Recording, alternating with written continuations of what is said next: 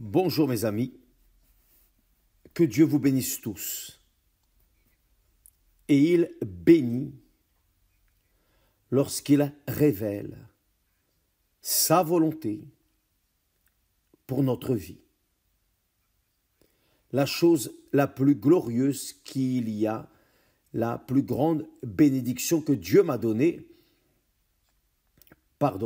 je ris ainsi, parce que ça me donne une joie dans l'âme, parce que je me souviens, la chose la plus glorieuse que Dieu m'a donnée, c'est la révélation de Jésus-Christ comme le Seigneur et le Sauveur. Lorsque j'ai été convaincu de mes péchés, j'ai vu l'enfer. J'ai littéralement vu l'enfer et j'ai senti un peu de la chaleur de l'enfer. Cela a été tellement désespérant, vous n'avez pas idée mes amis, tellement désespérant que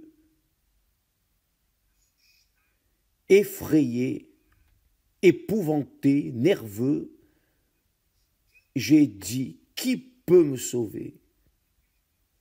Et le Saint-Esprit m'a montré, m'a présenté son Fils, le Seigneur Jésus.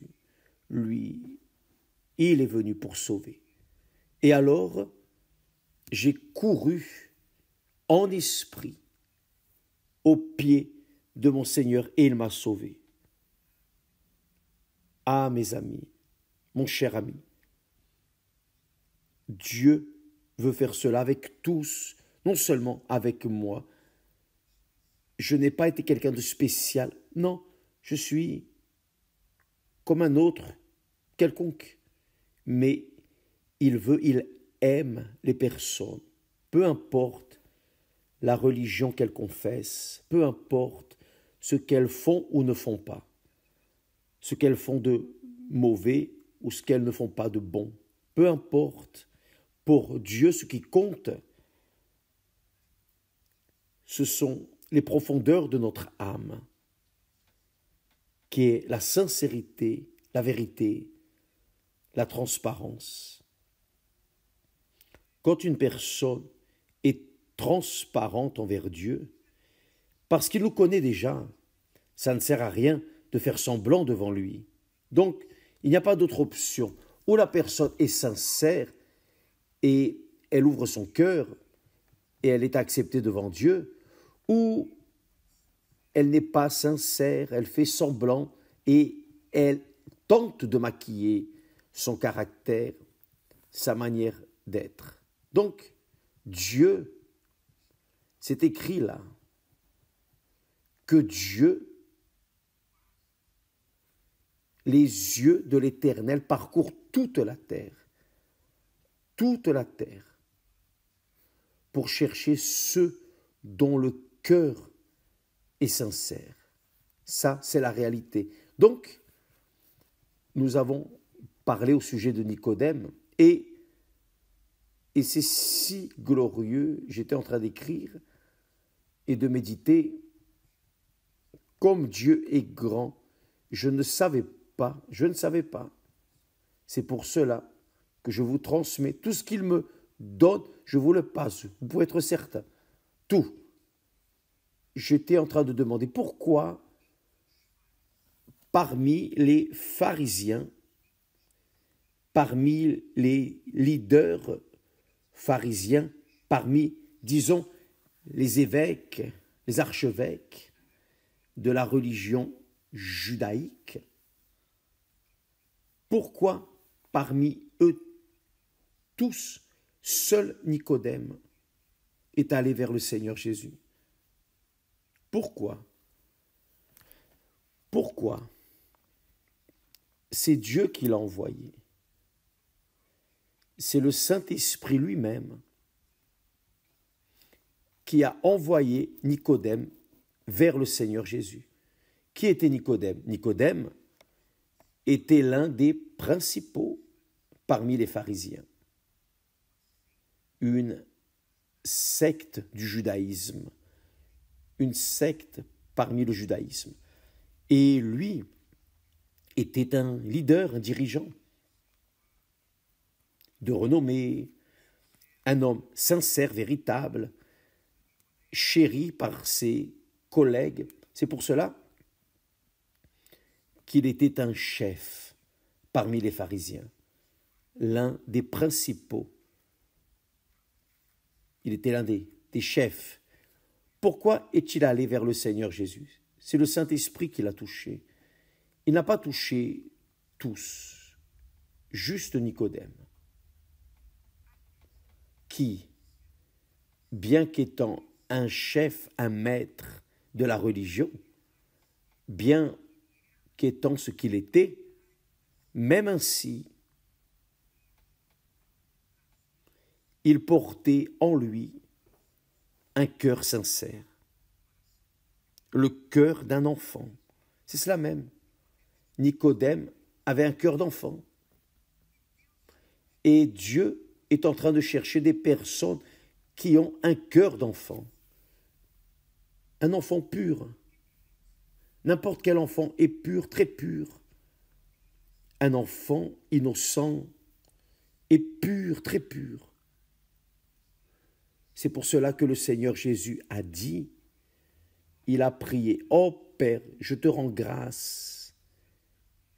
Seigneur des cieux et de la terre, je te rends grâce, car tu as caché ces choses aux sages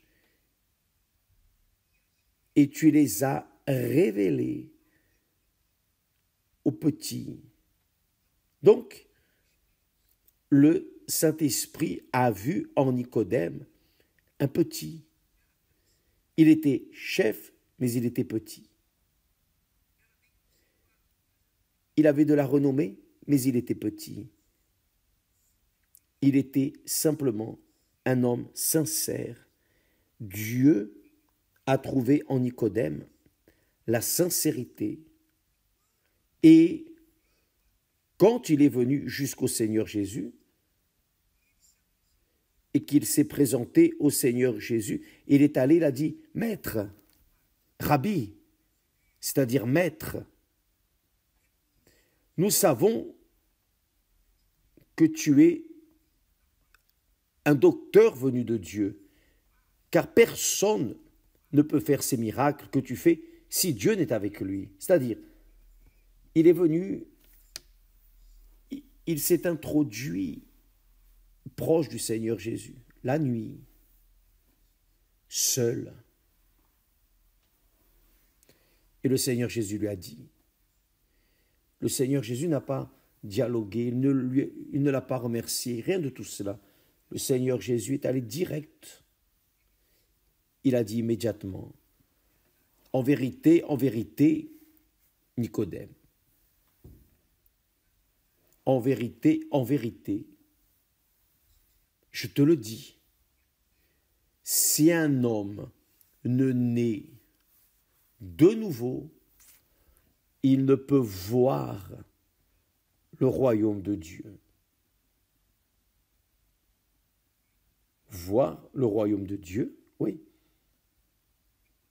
Nicodème était devant le roi du royaume de Dieu. Mais il n'arrivait pas à voir le royaume de Dieu. Il voyait le Seigneur Jésus. Il entendait parler des miracles. Il a vu des miracles. Mais il ne voyait pas le royaume de Dieu. Et cela, malheureusement, se produit avec la majorité des religieux, la majorité des personnes qui s'appuient sur leur religion, s'appuient sur leur poste de pasteur, d'évêque, enfin quoi que ce soit, pour prouver quoi? Qu'ils sont de Dieu. Mais le Seigneur Jésus parle ici à Nicodème. Oh Nicodème, tu dois naître de nouveau.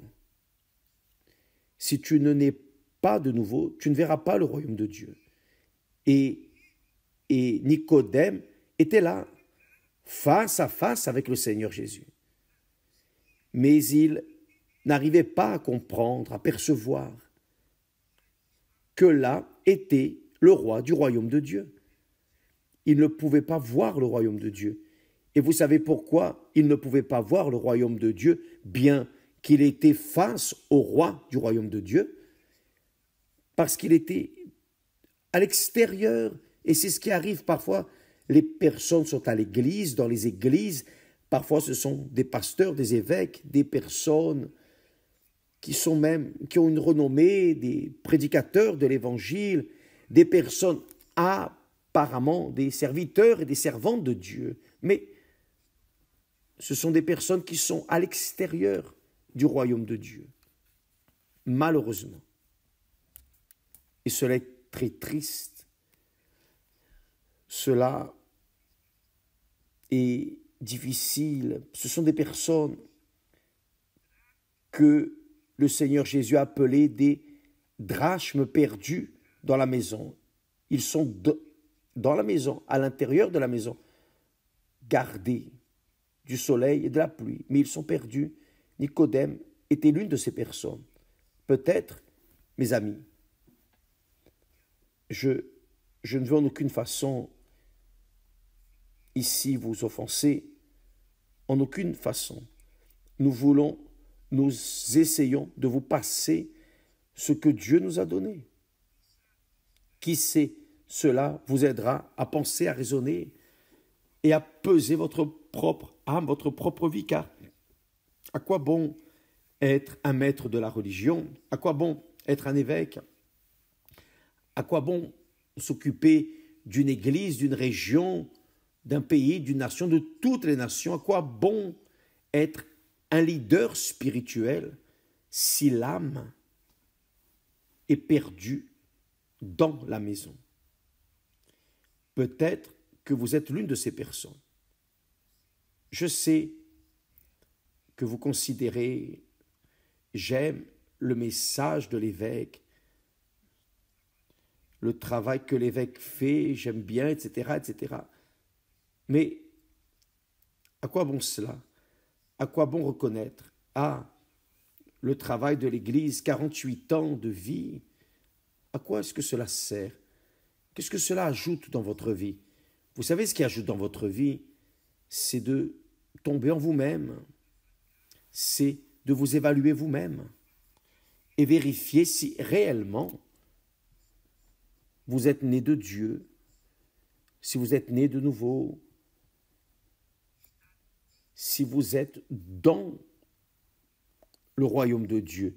Car si vous n'êtes pas dans le royaume de Dieu, ça ne sert à rien, votre vie ne sert à rien, le succès ne sert à rien, le succès économique, le succès professionnel ne sert à rien, tout l'or, tout l'argent, toute la richesse de ce monde ne servent à rien si votre âme est perdue.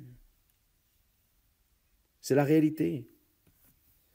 En ce jour,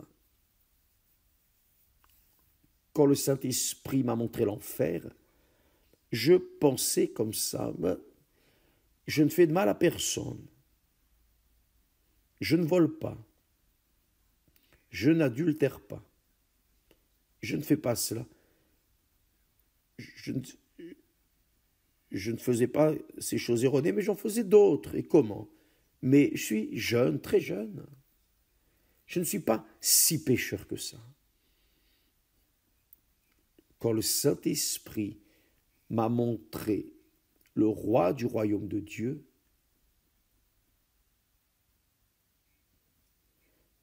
d'abord, il m'a montré l'enfer. Quand j'ai vu l'enfer, je suis resté désespéré. Ça a été si effrayant, si laid, que je n'ai pas de mots pour l'exprimer. Très laid, vraiment, vraiment. Et moi, désespéré, j'ai demandé qui peut me sauver. Et le Saint-Esprit m'a mené jusqu'au Seigneur Jésus. Et le Seigneur Jésus m'a sauvé. Ce moment était si heureux, si joyeux, si merveilleux.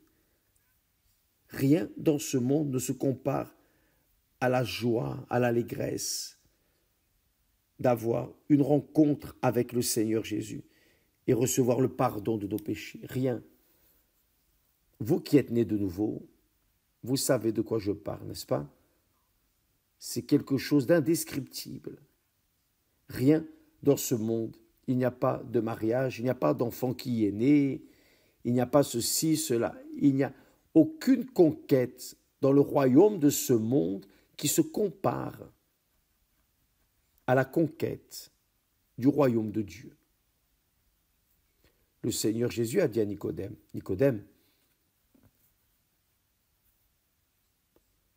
fais attention à ce que je vais te dire. Si tu ne nais pas de nouveau, tu ne peux même pas voir le royaume de Dieu, encore moins y entrer. Mais pour naître de nouveau, la personne ne peut pas exister. Le Seigneur Jésus lui parlait précisément à Nicodème. Écoute, tu dois naître de nouveau. Tu dois naître de nouveau. Nicodème n'a pas compris. Il ne comprenait pas ce langage. Mais comment, Seigneur? Comment est-il possible qu'un homme âgé, il parlait de lui? Comment peut-il entrer de nouveau dans le ventre maternel et naître? Alors le Seigneur Jésus a dit, non Nicodème, fais attention. En vérité, si un homme ne naît d'eau et du Saint-Esprit, il ne peut entrer dans le royaume de Dieu. Vous ne pouvez même pas le voir, encore moins y entrer. Car qui est à l'extérieur du royaume de Dieu ne peut pas voir le royaume de Dieu. C'est le cas de Nicodème. Il voyait le Seigneur Jésus. Il voyait les miracles que le Seigneur Jésus faisait. Mais il n'arrivait pas à voir le roi du royaume de Dieu.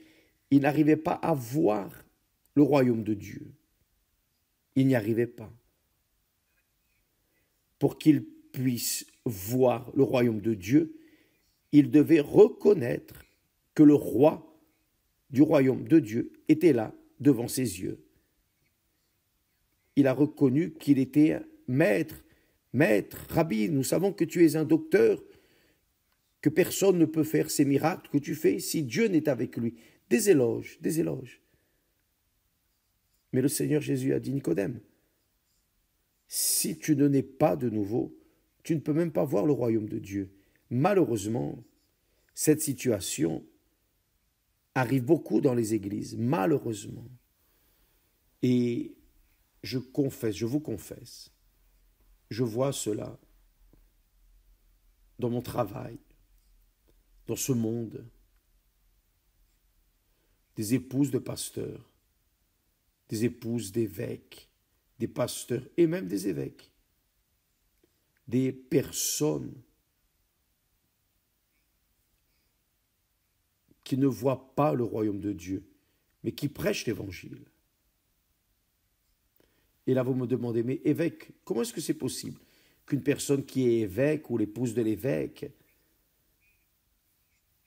ne pas avoir vu le royaume de Dieu et prêcher l'évangile du royaume de Dieu? Comment est-ce que c'est possible? Parce que c'est une révélation divine. Ce n'est pas moi qui révèle le royaume de Dieu aux personnes. Ce n'est pas moi qui révèle ce qui est le royaume de Dieu. C'est le Saint-Esprit, lui seul convainc. S'il ne convainc pas la personne, c'est ce que je prie toujours. Je prie toujours pour cela, précisément. Excusez-moi un instant.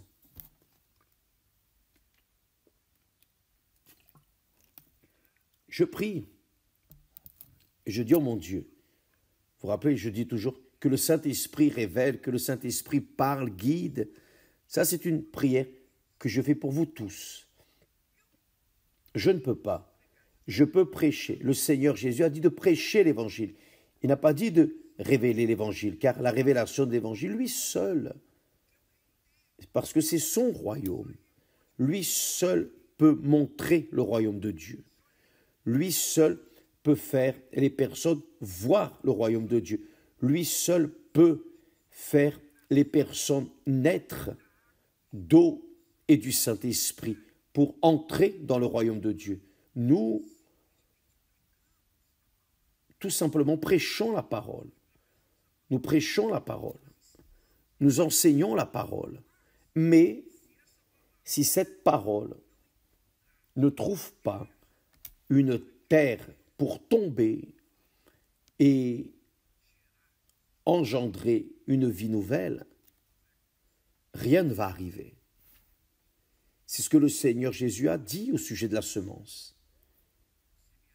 Le semeur est sorti pour semer. Une partie est tombée au bord du chemin, une autre partie est tombée sur la pierre, une autre partie est tombée parmi les épines, mais une autre partie, 25%, un quart, est tombée dans une bonne terre et a donné du fruit à 30, à 60 et à 100 pour un. Donc, notre travail est de semer la parole. Semer la parole. Et qui est une bonne terre, qui accepte la parole et s'y soumet,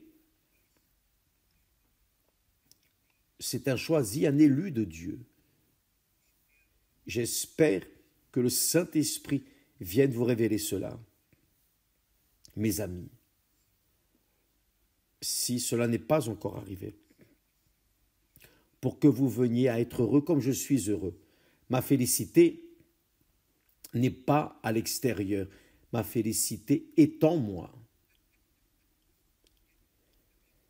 C'est le Saint-Esprit. Quand une personne reçoit le baptême du Saint-Esprit, alors le royaume de Dieu entre en elle. Alors elle voit le royaume de Dieu. Elle ne voit pas seulement le royaume de Dieu, mais elle marche dans le royaume de Dieu. Elle marche en esprit. Elle vit dans l'esprit. Pourquoi? Parce qu'elle est insérée dans le royaume de Dieu. Là, oui, elle vit en esprit. Elle est en train de marcher en esprit. Donc, les valeurs pour cette personne qui est dans le royaume de Dieu sont complètement contraires aux valeurs de ce monde extérieur, le royaume du monde.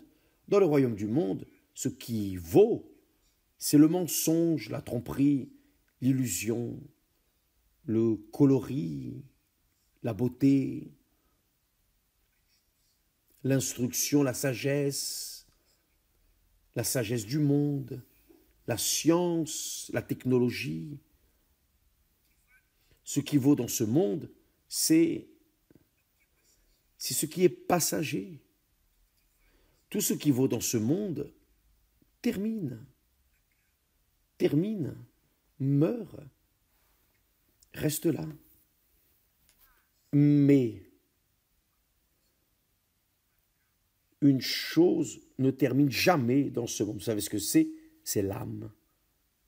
L'âme. Notre âme, nos âmes ne meurent jamais, jamais, à aucun instant, aucun moment. Jamais.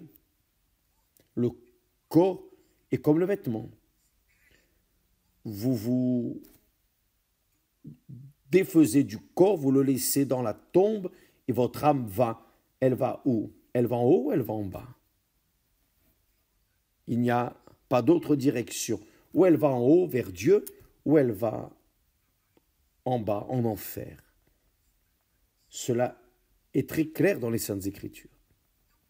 Donc, quand le Seigneur Jésus a parlé à Nicodème, Nicodème, tu dois naître de nouveau pour entrer dans le royaume de Dieu, pour que ton âme soit sauvée. Nicodème, car seul qui est dans le royaume de Dieu est sauvé. Qui est en dehors du royaume de Dieu ne l'est pas. Qui est en dehors du royaume de Dieu est dans le monde et dans le royaume du monde. Et je suis venu dans ce monde, a dit le Seigneur Jésus, pour apporter de bonnes nouvelles. Je suis venu dans ce monde pour inaugurer le royaume de Dieu. Le royaume soumis au Seigneur qui est mort pour chacun de nous.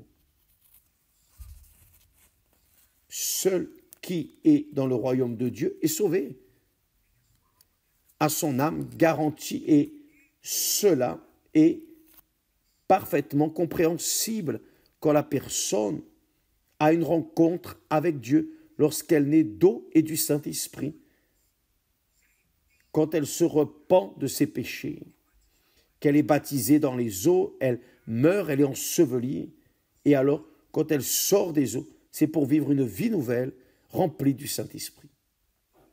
Quand cela se produit, alors, elle est une nouvelle créature. Le royaume du monde ne vaut rien pour elle. Les valeurs du monde sont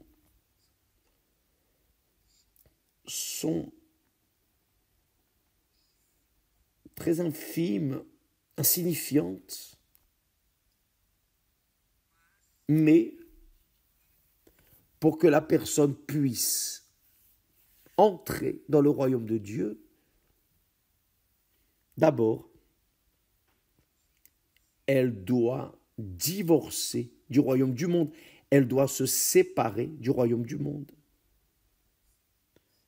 Si elle ne se sépare pas du royaume du monde, elle ne peut pas entrer dans le royaume de Dieu. Comment est-ce qu'une personne peut entrer dans le royaume de Dieu en ayant le royaume du monde en elle?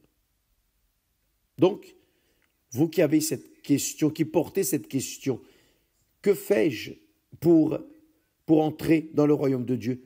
Vous devez laisser le royaume du monde. Ah, évêque, mais que signifie laisser le royaume du monde? C'est la même. Vous devez cesser de donner priorité à vos êtres chers, vos amis, vos valeurs, votre réputation, votre nom, vos richesses, tout. Pour entrer dans le royaume de Dieu, vous devez entrer complètement nu, dénudé, dépouillé de tout le vêtement de ce monde, toutes les illusions de ce monde, et entrer dans le royaume de Dieu quand vous êtes dénudé de vous-même, et le Saint-Esprit, seul le Saint-Esprit, l'Esprit de Dieu, révèle cela à nous. C'est lui qui révèle, ce n'est pas moi, non. Moi j'enseigne, je prêche, mais c'est lui qui révèle, qui fait comprendre,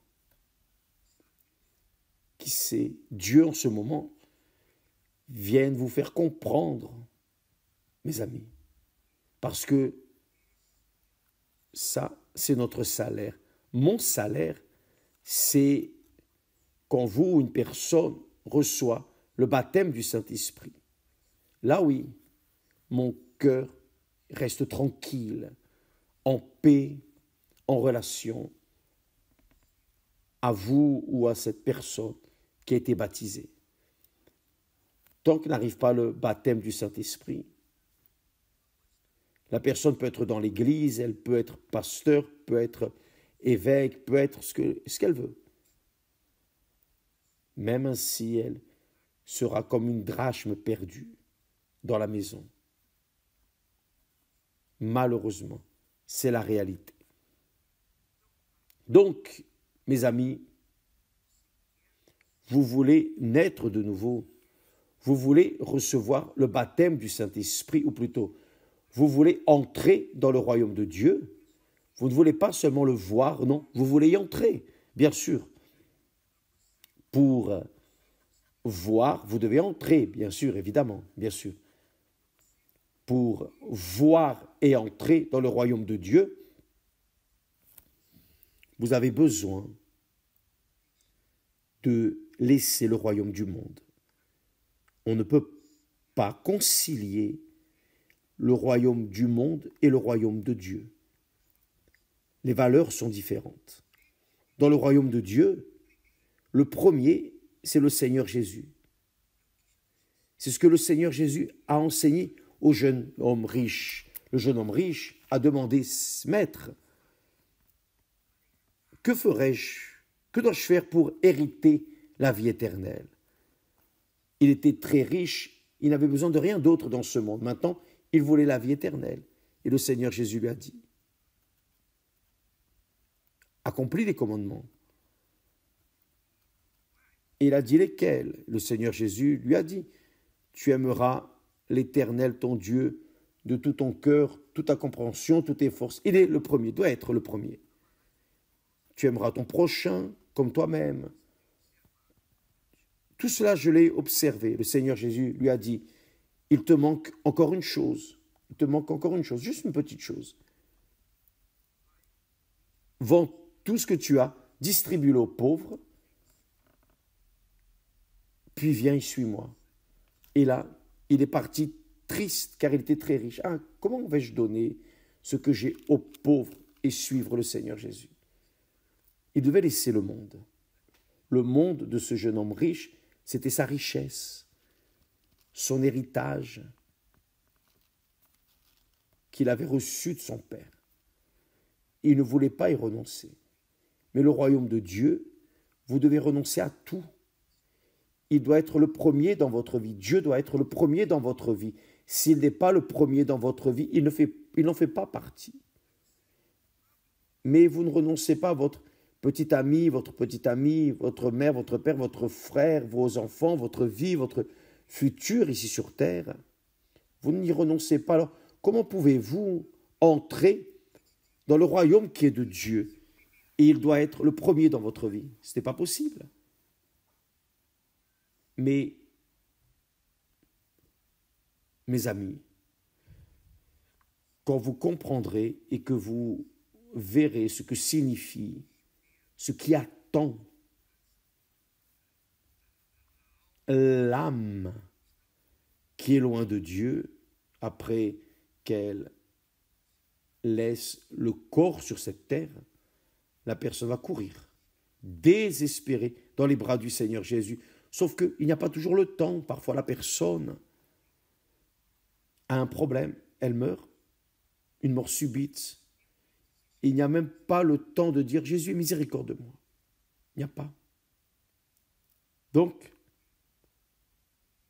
je vous suggère d'y penser. Investissez votre pensée, votre cœur, tout votre être, toute votre âme, votre corps, tout. Investissez dans le royaume de Dieu. Entrez dans le royaume de Dieu. Livrez ce que vous êtes, ce que vous avez. Livrez tout à Dieu. Tout. Mettez tout sur l'autel, toute votre vie. Ce n'est pas juste l'offrande, non. Pas simplement l'offrande, non. Parce que parfois la personne donne même des biens immobiliers, mais elle ne met pas le cœur. Elle garde le cœur. Ça ne sert à rien. Oubliez. C'est tout pour tout. Si vous voulez le royaume de Dieu, vous devez renoncer au royaume de ce monde. Si vous ne renoncez pas au royaume du monde, vous ne pourrez pas entrer dans le royaume de Dieu. Encore moins le voir. Le Seigneur Jésus a vu que Nicodème était un homme sincère. Et il a dit à Nicodème, si tu ne nais pas de nouveau, si tu ne nais pas d'eau et de l'esprit, tu ne peux pas entrer dans le royaume de Dieu. Tu ne peux pas entrer dans le royaume de Dieu. Donc, mes amis, demain, nous serons ici de retour parlant à ce sujet, car ce sujet, c'est comme dit la couturière, il y a du tissu, il y en a beaucoup. Et j'espère que vous avez compris. Que Dieu vous bénisse tous et à demain au nom du Seigneur Jésus. Amen.